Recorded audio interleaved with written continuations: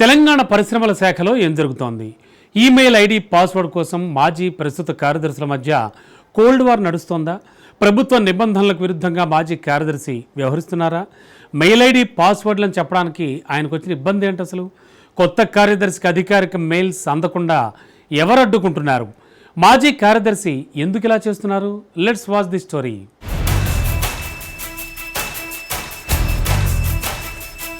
తెలంగాణ పరిశ్రమల శాఖలో బదిలీల అనంతరం ఈమెయిల్ ఐడిని అప్పగించడంలో మాజీ కార్యదర్శి ప్రస్తుత కార్యదర్శి మధ్య వివాదం రాజుకుందట. ఈ అంశం ప్రస్తుతం సచివాలయ వర్గాల్లో తీవ్ర చర్చనీయాంశంగా మారింది. మొన్నటి వరకు పరిశ్రమ ఐటీ శాఖలో కీలక పాత్ర పోషించిన సీనియర్ ఐఏఎస్ అధికారి జయేష్ రంజన్ బదిలీ కావడంతో ఆయన స్థానంలో సంజయ్ కుమార్ కార్యదర్శిగా బాధ్యతలు స్వీకరించారు. అయితే ఈ ఇద్దరి మధ్య అధికారిక మెయిల్ ఐడి పాస్వర్డ్ను అప్పగించే విషయంలోనే అసలు చిక్కు వచ్చిందట.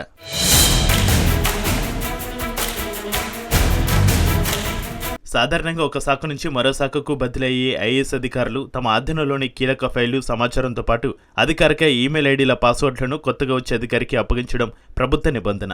కానీ ఈ ఏడాది ఏప్రిల్ చివరిలో బదిలైన జయేష్ రంజన్ పరిశ్రమ శాఖకు చెందిన కీలక మెయిల్ ఐడీ పాస్వర్డ్ను ఇప్పటికీ తన వద్దే ఉంచుకున్నారని విశ్వసనీయ వర్గాలు చెబుతున్నాయి. అంతేకాకుండా ఆ ఐడీకి వచ్చే ఈమెయిల్స్ను ఆయన రోజు స్వయంగా తెరిచి చదువుతున్నారని, ఆ తర్వాత వాటిని ఇంతకాలం తన వద్ద నమ్మకంగా పనిచేస్తున్న కింది స్థాయి అధికారులకు ఫార్వర్డ్ చేస్తున్నారని సమాచారం.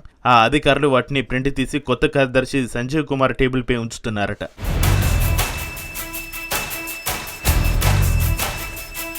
ఈ వ్యవహారం పరిశ్రమల శాఖలో చర్చకు దారితీసిందట. పరిశ్రమల శాఖ మెయిల్ ఐడీ పాస్వర్డ్ కేవలం జయేష్ రంజన్కు మాత్రమే తెలుసునని, ఆయన కార్యదర్శిగా ఉన్నంతకాలం ఎవరికీ చెప్పలేదని పరిశ్రమల శాఖ వర్గాలు పేర్కొంటున్నాయి. దీంతో ప్రస్తుతం కొత్త కార్యదర్శి సంజయ్ కుమార్ ఆ అధికారిక మెయిల్ ఐడీని యాక్సెస్ చేయలేకపోతున్నారట. దేశ విదేశాల నుంచి పరిశ్రమ శాఖకు వచ్చే ముఖ్యమైన మెయిల్స్ ఆయన దృష్టికి రాకపోవడంతో శాఖలోని వ్యవహారాలపైన ఆయన పూర్తి పట్టు సాధించలేకపోతున్నారట.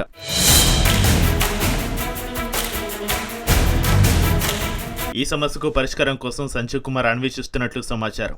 కొత్తగా మెయిల్ ఐడీని సృష్టించడం వల్ల అది అందరికీ చేరడానికి సమయం పడుతుందని, ఈలోపు ముఖ్యమైన సమాచారం అందకుండా పోతుందని ఆయన భావిస్తున్నారట. ఈ నేపథ్యంలో అధికారిక మెయిల్ ఐడీ పాస్వర్డ్ను అప్పగించడంలో మాజీ కార్యదర్శి జాప్యంపై ప్రభుత్వ ప్రధాన కార్యదర్శి రామకృష్ణారావుకు ఫిర్యాదు చేయాలని సంజయ్ కుమార్ నిర్ణయించినట్లు వార్తలు వినిపిస్తున్నాయి. అంతేకాకుండా జయేష్ రంజన్కు ఇప్పటికీ సహకరిస్తున్న అధికారులను గుర్తించే పనిలో కూడా ఆయన ఉన్నారనే ప్రచారం జరుగుతోంది.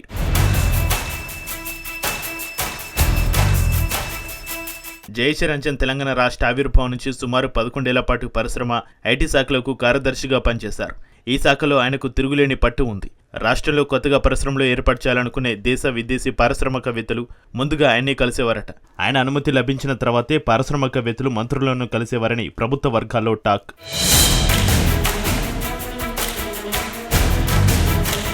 కాంగ్రెస్ ప్రభుత్వ అధికారులకు వచ్చిన తర్వాత సుదీర్ఘకాలం ఒకే శాఖలో పనిచేసిన ఐఏఎస్ అధికారులను బదిలీ చేసింది. అయితే జయేష్ రంజన్ను బదిలీ చేయడానికి 1.5 సమయం పట్టింది. ఇటీవల జరిగిన ఐఏఎస్ బదిలీలో భాగంగా ఆయనను పరిశ్రమల శాఖ నుంచి బదిలీ చేసి industry and investment promotion cell సీఈఓగా, టూరిజం శాఖ స్పెషల్ సెక్రటరీగా బాధ్యతలను అప్పగించారు. ఈ కీలక మార్పు తర్వాతే మెయిల్ ఐడీ పాస్వర్డ్ వివాదం కావడం సచివాలయ వర్గాల్లో చర్చనీయాంశంగా మారింది.